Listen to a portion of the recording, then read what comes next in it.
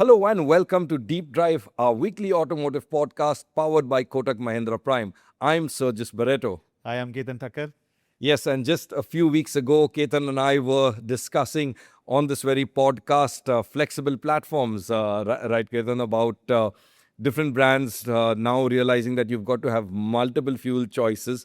But this week's podcast, we're going a little deeper into that area, specifically on EV to ICE conversions. Now, I know what you're thinking, EV to ICE. In fact, who would have thought, right? I mean, Ketan, EV to ICE is something that we'd be even talking about. Oh, absolutely, Sergius. And I think India, we started seeing ICE converted EVs, and at that point in time, a lot of conversation was going on about whether it is the optimal way of delivering the efficiency and cost and even the performance of the vehicle.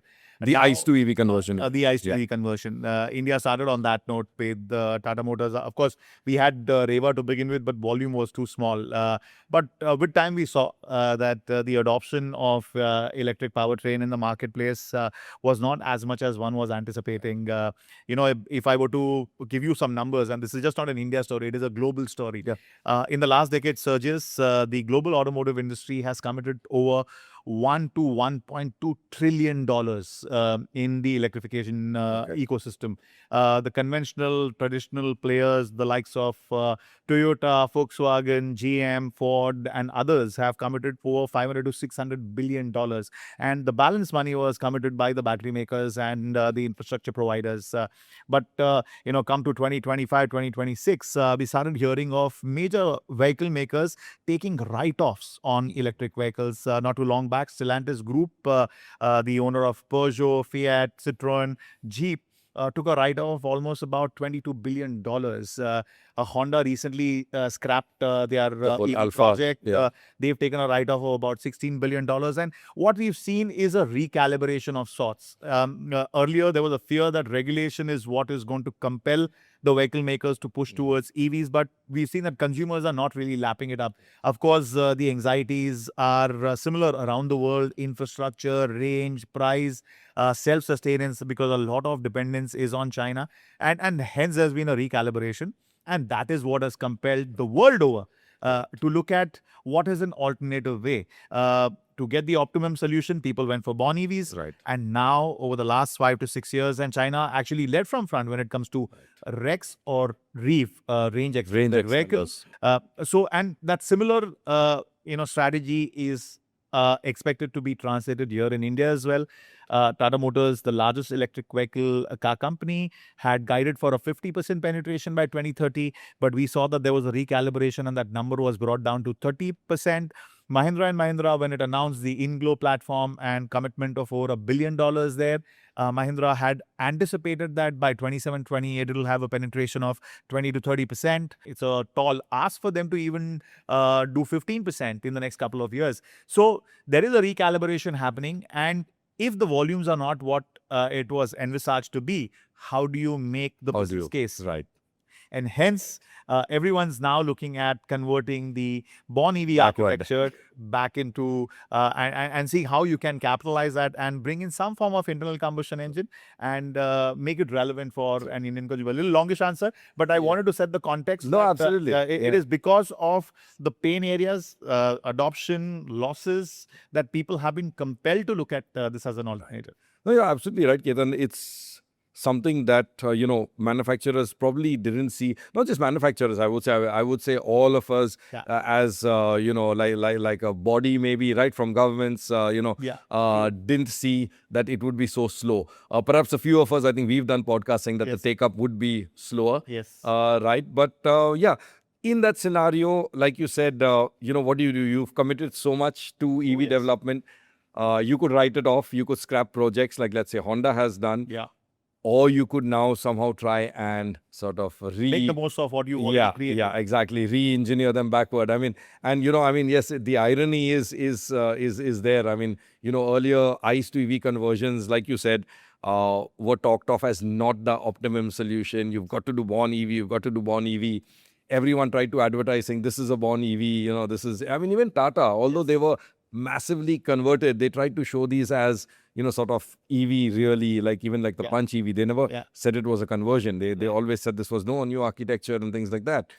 But now with these new architectures and Mahindra, for example, with their Inglo and their BEVs, they've got to look at these conversions, right? Absolutely, but it is challenging, and I mean, it's not something that can be done like at a flip of a switch where you say, hey, okay, let's just put this back. This small engine into the a born EV architecture and sell it in the market. Yeah, exactly. What are the complexities? I mean, technically, you must have studied it. Yeah, I mean, so Ketan, it's like you said, one is the engine. Okay, it's not as simple as just putting the engine in there because there's a space thing. Right. A born EV was never designed to take an engine. An engine is a very large sort of unit. The engine, the gearbox, and its ancillaries.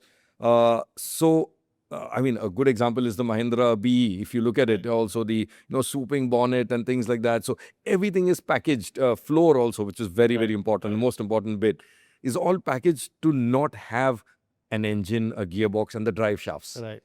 You've now got to plonk those components in there.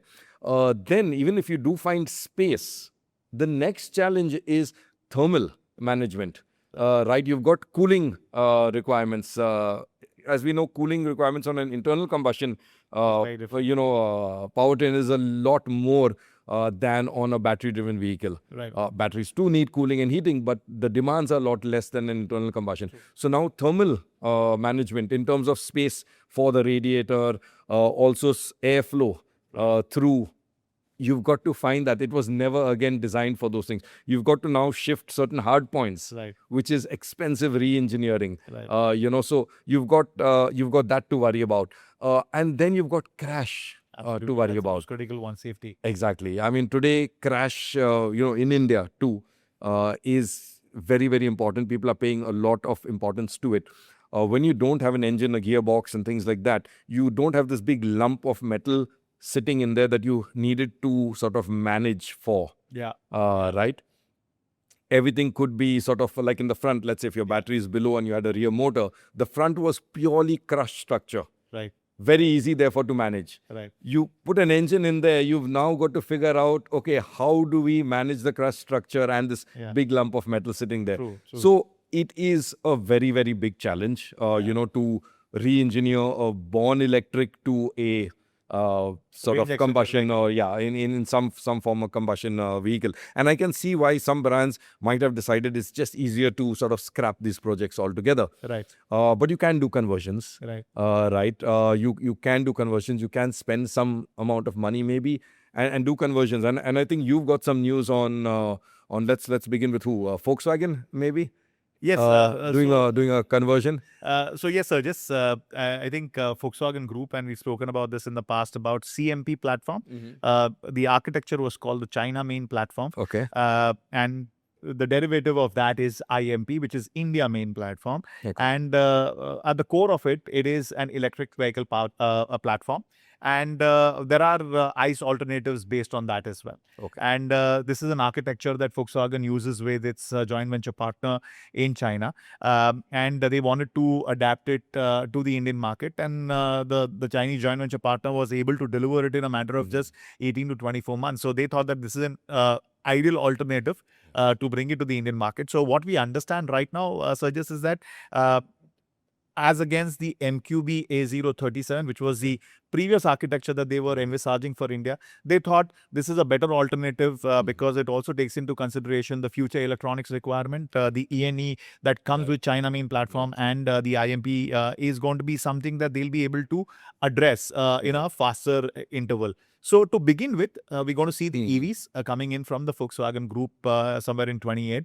And there is this possibility, and already multiple studies have gone on, as to whether you can bring out an ICE alternative on the same platform. There's always this, business cases, what determines what architecture could be used. Yeah. Right now, both the architectures are being explored. In fact, Volkswagen Group has explored 3-4 different architectures to cater to the future requirement of the Indian market. There could be a case, probably even the existing architecture may be continued. The 2.0 architecture may be continued for a longer period of time with adapted ENE for the future requirement. Or they could use the IMP or the CMP platform to come out with ICE alternative in the future. It's got to do with the affordability and the business case.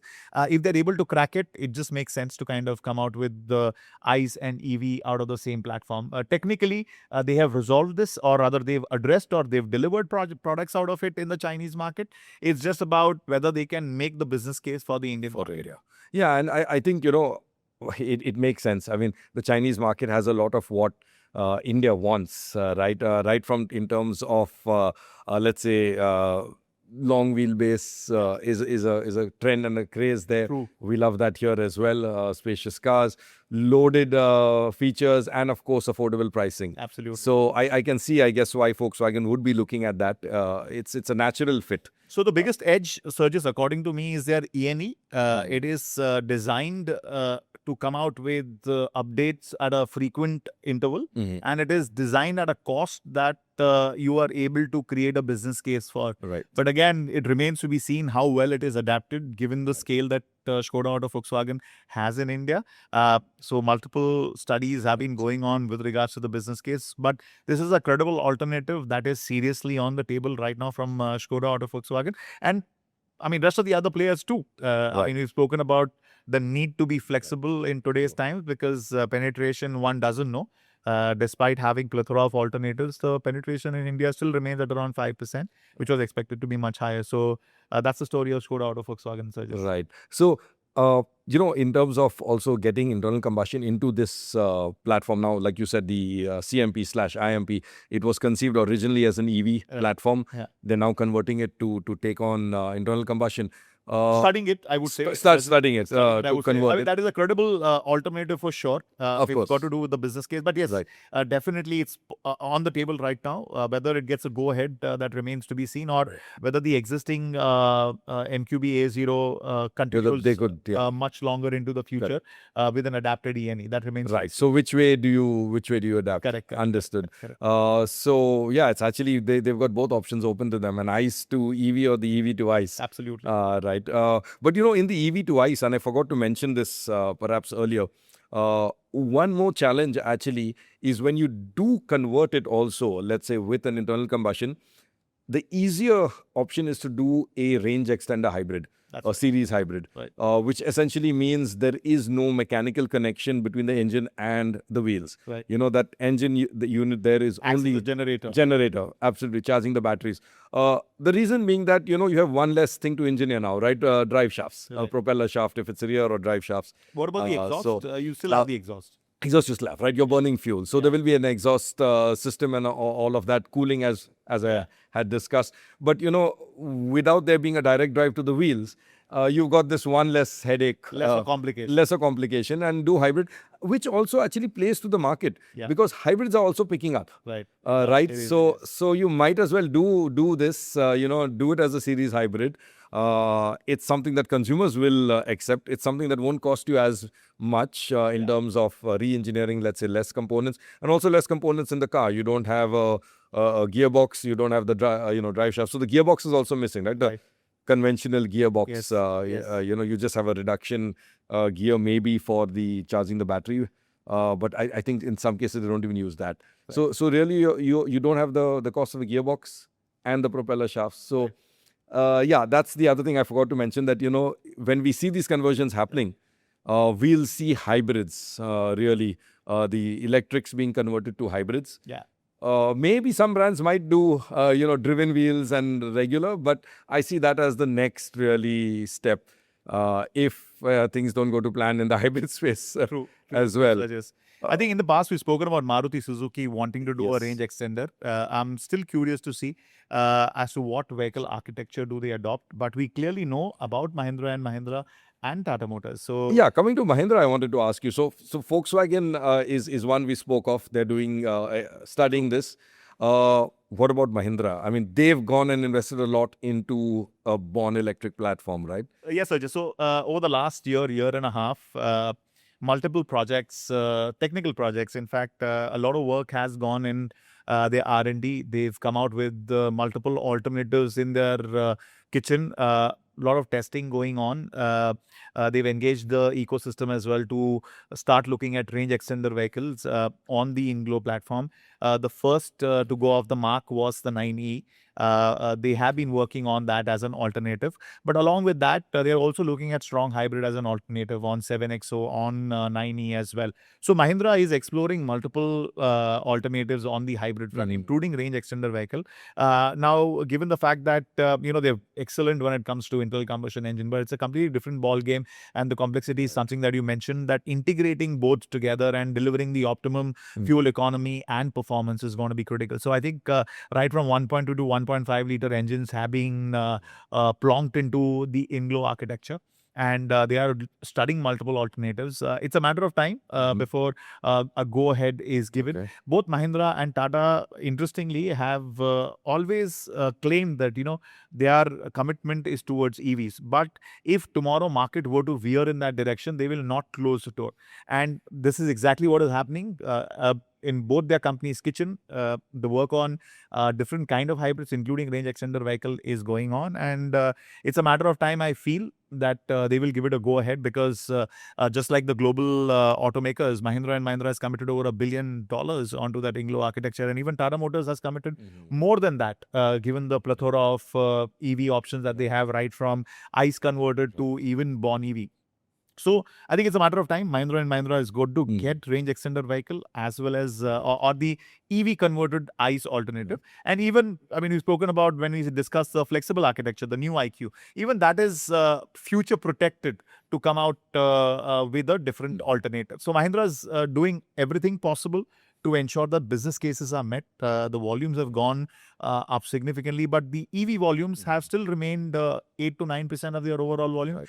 Could have been much higher. They were expecting a lot more. But of course, at the end of the day, you have to answer what the market asks for. So they're coming out with alternatives, but preparing in the meanwhile. Right. So Mahindra too, like Volkswagen, then examining and looking at EV to ICE conversion. In this, Ketan, I while you were speaking, I was just thinking brands like let's say Toyota and Suzuki, who have received a lot of, let's say in the past 2 years, received a lot of brickbats in terms of, why aren't they doing EVs? Why aren't they doing born EVs and things like that? I think today they must be thinking, it's a good thing we didn't rush headlong into that path. They are not as exposed, Absolutely. as other brands, as we've just discussed some. So I think for them, obviously there isn't going to be this worry of we've got so many platforms that we need to sort of backward integrate into ICE. Right. And from Mahindra's perspective, it was also the case of meeting the CAFE norms that were under works. So you got to have a sizable part of your portion to be EVs. Talking about Tata Motors, Sergius, they've been talking about this phase 1, phase 2, phase 3 of EV adoption. Yeah. And we've been hearing about the born EV coming, born EV coming, Correct. born EV coming. And then, like you mentioned, that, with the Punch EV also says that, it's a new architecture. And with every possible EV that they're coming out with, they claim that, this is a new architecture. But clearly, you cannot have so many different alternatives. Right. So there is an adaptation that's happening. But the born EV, there are a couple of projects in the past Tata Motors podcast that we have mentioned of. Kuno and Terra, these are the two alternatives that are on the kitchen. These are expected to be born EVs. And one expects that Tata Motors too will come out with a range extender vehicle or a hybrid alternative on that. They've also engaged the ecosystem to come out with a solution. Clearly, even their guidance has been calibrated from 50 to 30%. Right. And, Tata Motors had seen a high of 17-18% EV penetration. But because of recent GST cut, the EV penetration has dropped at Tata Motors to about 13 to 14%. So clearly, reaching 30% in a matter of 3 years again is going to be a challenging ask. So what do? You have an architecture, start looking at alternatives and offer a competitive alternative when the top two players, which is, now I can't say top two anymore, Maruti Suzuki and Hyundai Motor India, now number 4.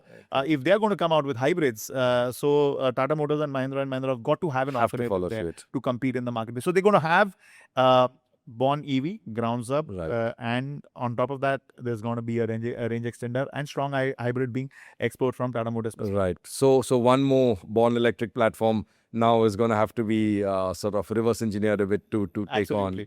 Absolutely. I think the good thing for them, though, is at least the products aren't rolling as yet. Yes. In Tata's case, Yes. So it's not to the extent where they were already pushed out through the door. Correct. Perhaps a lot easier now for Tata, given where they are probably in the development cycle. Yes. To plonk in a internal combustion engine. So again, their strategy has been vindicated in a sense, right? I mean, Right. they were like, we will do a calibrated rollout of our born EV architecture because volumes are still low.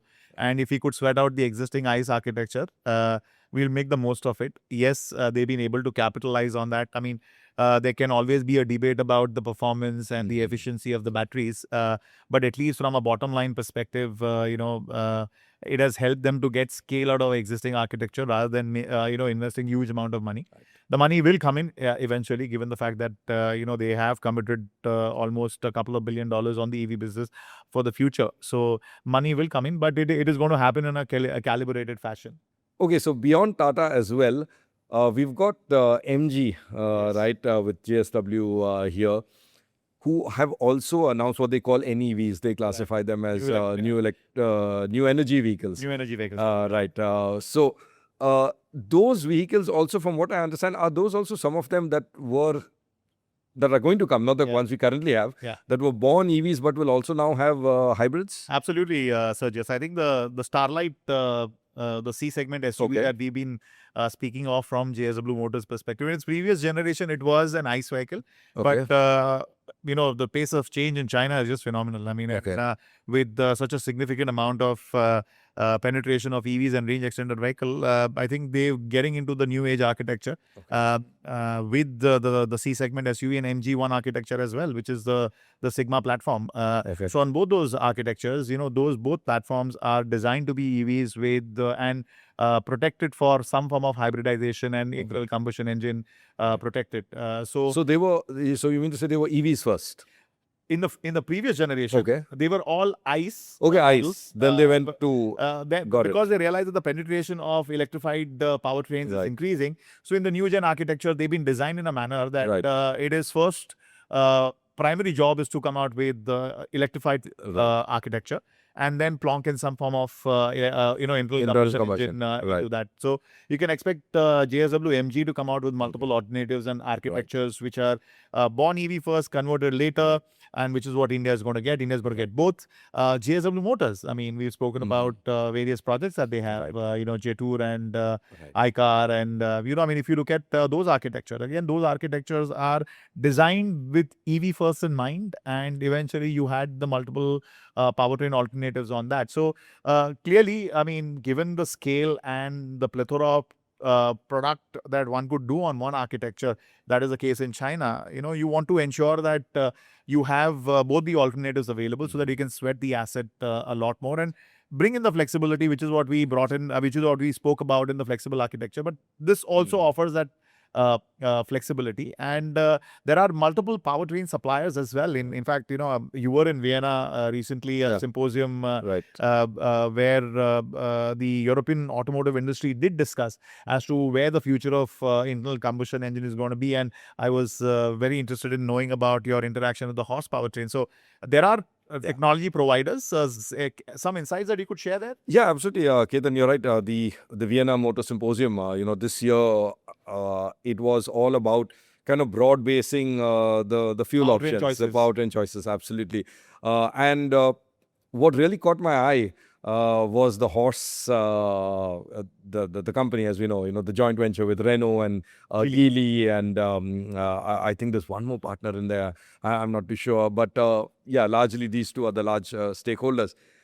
They had the stall there with a small little power plant that is designed specifically to convert born electrics into internal combustion.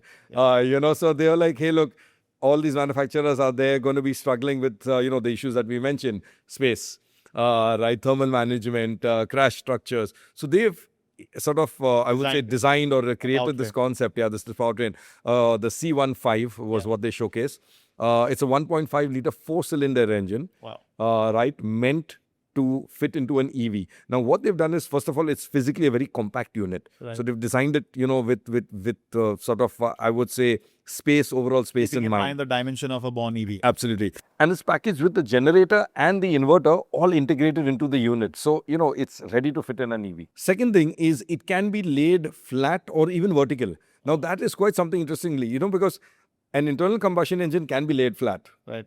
People are doing this. It's no real challenge. I mean, you have like a boxer engine is flat technically. I mean, the Hero Honda bike engines, the CD100 almost flat. Yeah. But when you have an engine that does flat and straight vertical, you've got to think of things like, for example, oil circulation. Right. On a vertical engine, you have the oil sump at the bottom and things like that. You can't do that when the engine is laying on its side. So they've designed it in almost like I would call it like a Lego fashion. There are blocks that you can sort of change and add on. Interesting. So, okay, it's lying flat. So this is the kind of system we'll use that the oil sump removes and, something else happens. You can turbocharge it or not turbocharge it. Interesting. Depending on, again, the application of the brand. Right. And Horst says that in terms of the dimensions, they've seen some manufacturers, they refuse to say who, but they checked some manufacturers' born electric platforms. And they said that they saw that it can fit under the rear seat. That's interesting. Because Is that compact? Yeah, it's that compact because they said that these platforms, can't be re-engineered down the front. Yeah. For space. Yeah. And also for the crash structure. Right. So that crash thing stays intact. So the manufacturer doesn't have another big bill in terms of redoing that crash structure in the front. The engine fits under the rear seat, and it's acting as a generator. That's fantastic. And then weirdly enough, they said that if somebody wants to have it also drive the wheels, they have another module that they can bolt on to drive the wheels as well. So like with the gearbox and stuff like that. So it's a very modular engine, turbocharged, not turbocharged. You can have a gearbox, no gearbox to drive the wheels. You can have it vertical or at any angle, right down to sort of, flat space. And they are quite bullish about it. Yeah. They say they're working on projects with some brands. The first production car of which should only come towards end 2027, maybe 28, is what they're claiming, because they're still in talks, working out, I suppose, pricing, business case, some engineering challenges, etc. But it just goes to show, Ketan, how real this problem is. Yeah. That's why it caught my eye, that the problem is really genuinely a big problem. There is a requirement to the point where a powertrain supplier has sort of created this custom solution, exactly for this. And they say, I was talking to their director of powertrain strategy, Horst, and he says, look, this isn't just for Renault or Geely, for, the group as such. He says, we are a powertrain supplier. Independent. He says, so it's for anybody. It's for your Mahindra, for Tata in India, because Helios was from India. So he says, it's the solution is for anybody. It can work for anyone. So that's great to hear. I think it opens up a lot of avenues for Renault as a brand, right? We already heard that they're sold out for hybrid when it comes to Duster. You're right. And we've also reported about the fact that the Mini Duster is going to get hybrid. Yes. So 1.8 in Duster, 1.2 in Mini Duster, and we're talking about 1.5. I think the critical challenge would be to localize the solution for India. In fact, just a few days back, Renault India as an organization has restructured itself, and they've carved out a powertrain as a separate unit. So it opens up the door for horsepower train to kind of come in and offer that as an alternative to multiple vehicle makers in the country. But the critical aspect is going to be localization. I think that's going to be critical. Or the vehicle makers will look at their indigenous own solution to address the challenge that you're talking about. The good part is that there is a solution available, and vehicle makers have been compelled to bring in flexibility in order to cater to the needs of the market, because no more regulation can define what the consumer will buy. A consumer at the end of the day is going to choose what gives value to them, and that is the reason why we are hearing of this multitude of options coming in from various vehicle makers such as. Yeah, so I guess, Ketan, EV to ICE conversions is here to stay, at least for the foreseeable future, right? Absolutely, Sergius. I think if the penetration is going to take a long period of time, and everyone's kind of miscalculated what the penetration could be. The most critical point from an India standpoint is that if the penetration is going to take long, it's important to clean up the existing internal combustion engine, given the pollution problem that we have. Yes, it makes sense to move towards all electric, but you got to have the local value chain. You got to be self-reliant. It's got to meet the value for the consumer. But till the time, this is a best alternative. Some form of hybridization, because the bridge appears to be much longer than what everyone was anticipating. So I think it's a maybe from a endpoint perspective, not really desirable. But I think the bridge also has got to get cleaner, and it is a credible alternative that is going to become more and more relevant in the coming decade, I feel. Yeah, exactly, Ketan. I mean, you make a good point there because, like you said, the bridge is long. I might as well clean it up. And I think, hybrids are an actually workable solution for everyone. Yes. While we eventually get to EVs. So, yeah, I mean, that's our podcast today. EV to ICE conversions. I mean, who would have thought, I think even when we started the podcast series, Deep Drive, that we would ever have a topic like this, right? For a few years. Yeah, it's just a matter of a year or two, and when we are talking about EV is the future, EV penetration, we are looking at now EV to ICE conversions. But as you've seen, that is no bad thing. It's something that will help the eventual target. And there are challenges, but there are solutions too. So, that's it from us this week on Deep Drive. Let us know what you think about this path of EV to ICE conversions. What are your thoughts? Share them down in the comments below. And of course, hope to see you again same time next week. 11 a.m. Saturday is when we go live on YouTube. And of course, you can also catch us on Spotify and Apple Podcasts. Thanks for watching.